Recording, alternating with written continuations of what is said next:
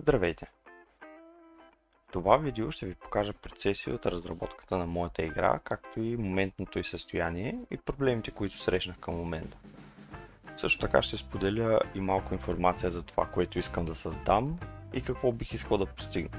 Играта беше планирана да бъде тип топ-даун, като Diablo, но промених тази идея, понеже мисля, че Third Person като GTA би подхождала повече, понеже планирам да е Open World и така играча би могъл да разгледа енвайрмента и заобикалящия го свят. Обожавам мултиплеер игрите, но за начало мисля, че ще бъде по-подходящо да се съсредоточа върху кратка история или туториал, който да запознае играча с геймплея, историята и механиките на играта. Понеже играта е в процес на дообмислене, много неща ще бъдат променени, както и ако вие имате предложения, ще ми бъде интересно да ги споделите в коментарите отдолу. Идеите на видеята са естествено да стана милиардер, но и да ми служат като документация на прогреса ми като 3D артист, но и също така ми доставят голямо удоволствие да се занимавам с това. Играта като жанр ще бъде странен микс между заглавия като GTA, Vampire и ще има капка от MMO жанра. Повече подробности за мен и за играта ще споделя в следващи видеа. В предното видео показах,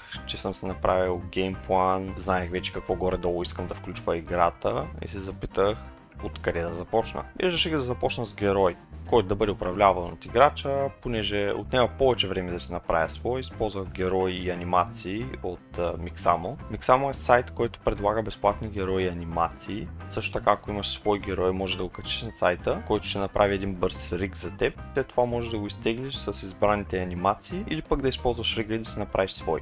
Сайтът е безплатен, трябва само да се регистрираш, а алтернатива на Mixamo е Accurig.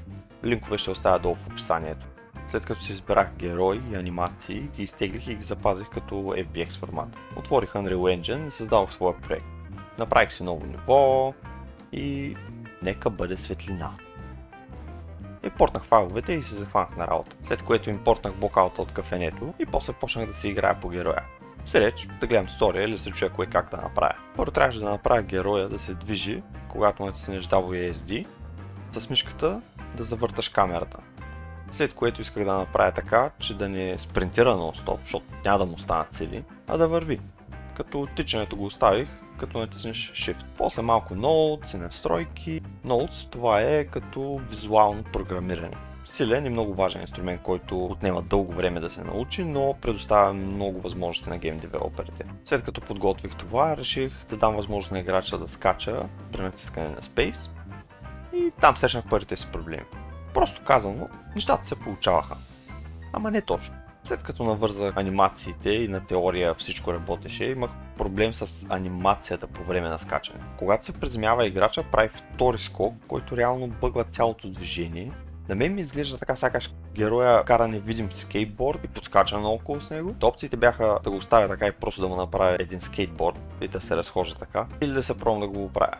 След 2 дни на главоблъсканица, реших, че просто ще се откажа. Ама жена ми мотивира набързо, като ми каза, че не ме е търпяла 3 години да уча и по-скоро ще ме изхвърли от нас. Тези думи ме надъхаха и накрая намерих решение на проблема. Дали е перфектно? Не. Това ли ще е крайният вариант? Пак не. Но за момента върши работа. Единият проблем в анимацията, когато се приземява, беше, че е твърде дълга и това бъгваше всичко. Решението беше да я кътна и да ползвам Blend Node, който миксира анимациите, когато е във въздуха и когато се приземява. След като успях да направя малко функционален герой, реших да блокаутна малко environment. Бърз блокаут на града в Blender и после един час го облъскане, що не работят нещата в Unreal. Имах малко трудности с Collision. Collision е функцията, която може да направи така, че героите да минава през сгради или пък да му пречи да минава през тях.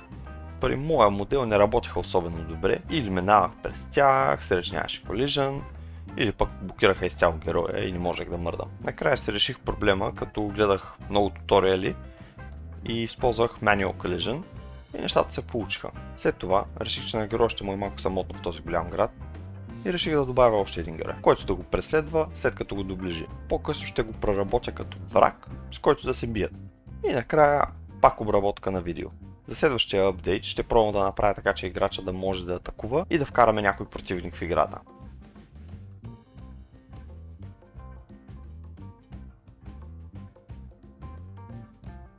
Край.